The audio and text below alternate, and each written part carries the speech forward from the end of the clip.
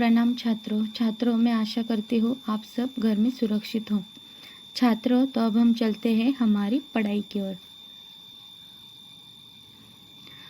छात्रों हमने पिछले तासिका में देखा था हमारी दूसरी इकाई में से पाठ क्रमांक 3 घंटाकरण। तो आज हम देखने वाले हैं पाठ क्रमांक 4 ऐसे। यह हमारा पाठ है ऐसे। तो अब हम पाठ की शुरुआत करते हैं। छात्रों आप सभी को पता है, आप सभी को दिख रहा है कि एक वह जो लड़का है वह बेड पे लेटा हुआ है और ऐसे दिख रहा है कि जैसे कि वह बीमार है। तो छात्रों देखो, आप कभी कभी क्या करते हो कि आपको कुछ काम बताया होगा तो आप क्या करते हो कि एक बहाना करते हो, है ना। आपको वो नहीं करना है तो आप क्या करते हो, एक बहाना करते हैं। पेट दुखता है, नहीं तो बोलते हैं कि मुझे नींद आई है, ऐसे कुछ ना कुछ करके आप घर वालों को बताकर वह काम टाल देते हो। देखो ऐसे ही इस लड़के के साथ भी ऐसे ही है।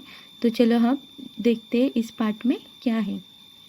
देखो एक कमरे का दृश्य है, मतलब उसमें एक जो अरुण नाम का लड़का है वह सोया हुआ दिख रहा है। देखो उसकी माता जी पुकार कर नन्ना, वो अपनी माँ भी अपने बेटे को कभी भी प्यार से बुलाती, नन्ना ऐसे मत कर, इसने कहीं कुछ उल्टा सीधा तो नहीं खा लिया। देखो जब आप बीमार होते हो या कुछ ऐसे सोते रहते हो तो आपकी माँ परेशान होती है।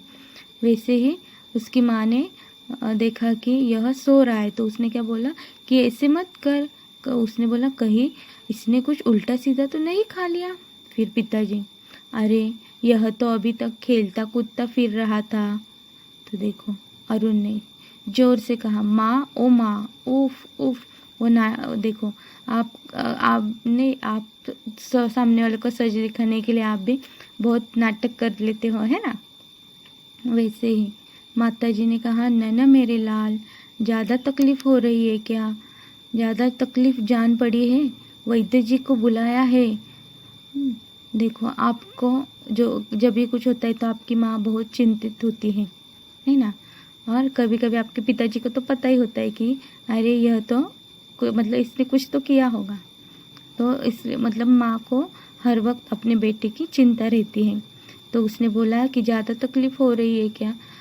वैद्य जी को बुलाया है। अरुण रुआसा बड़े जोर से, ऐसे होता है, ऐसे। फिर उसी टाइम पे वैद्य जी आते हैं, मतलब डॉक्टर आते हैं। वैद्य जी, कैसे हो अरुण बेटा, खेलने से जी भर गया क्या? उन्होंने बोला कि अरे इसके लक्षण तो कुछ अलग ही दिख रहे हैं, अभी डॉक्टर लोगों को सब पता होता है। तो डॉक्टर ने कहा खेलने से जी भर गया क्या? पिताजी, अभी तक तो ठीक था, एकदम बोला मेरे पेट में ऐसे होता है।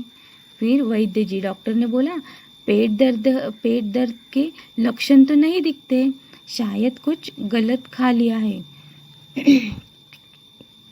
कुछ गलत खा लिया है, मैं पेट साफ करने की दवा देता हूँ।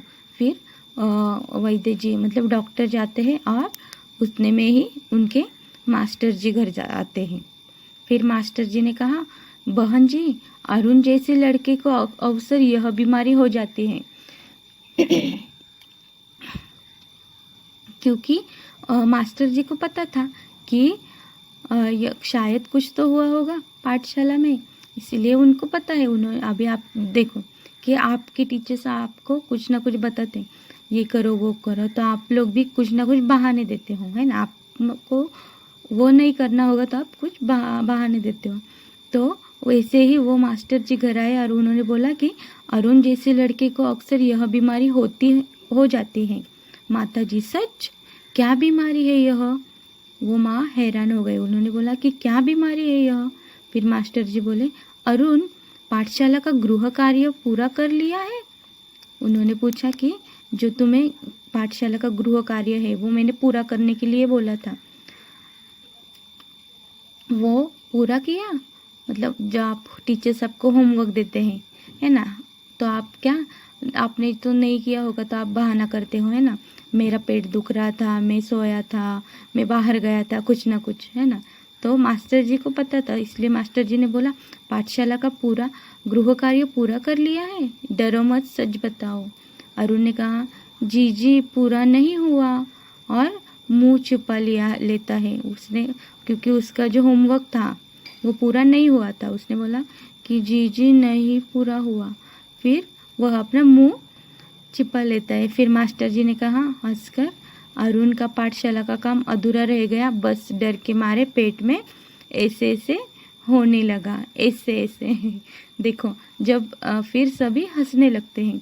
देखो आप जब मतलब आपको कुछ काम होमवर्क नहीं करना हो तो आप लोग को टाइम पे याद भी नहीं आता है कि हमें क्या जवाब देना है, तो हम लोग ऐसे बोलते हैं ना, ऐसे ऐसे हो रहा है। तो ऐसे ही उसने यह नाटक किया था, क्योंकि उसका गृह कार्य पूरा नहीं हुआ था। तो देखो मतलब सच कभी भी छुपाया नहीं जाता है। इस पाठ से क्या सीख मिलती है कि सच कभी भी छुपाया नहीं जाता है। तो इसलिए हमें क्या करना है, जो भी काम होता है वो पूरा टाइम पे करना होता है, और कभी भी झूठ नहीं बोलना। ओके छात्रों, मैं आशा करती हूँ कि यह पाठ आपको समझ में आए। यह पाठ के आधारित कुछ प्रश्न हैं, देखो उत्तर लिखो।